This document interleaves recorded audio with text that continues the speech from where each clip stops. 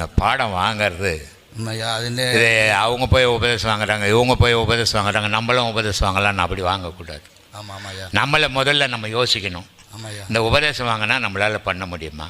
ஆமாம். ஏன்னா மற்ற பாடங்கள்லாம் வேறு, இது வேறு, இது கடினமான பாடம். இது ஆமாம் உண்மை. ரெண்டாவது, தனித்து உட்காந்து செய்யுது, கூட்டமாக உட்காந்து செய்ய முடியாது.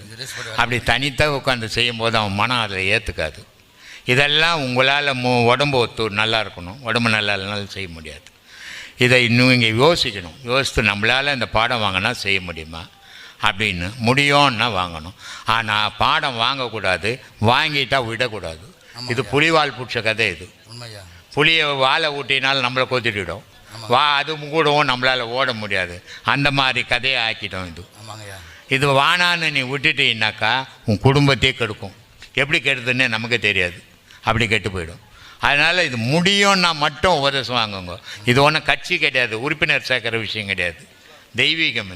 இது நம்மளால் சாதிக்க முடியும்னா அது போய் உபதேசம் வாங்க. முடியாதுன்னா விட்டுடுங்க, பாருங்கள், பேசுங்க, கொள்ளுங்க. ஆனால் உபதேசம் வாங்காதீங்க. அது உங்களுக்கு நல்லது, உபதேசம் கொடுத்தவங்களுக்கும் நல்லது.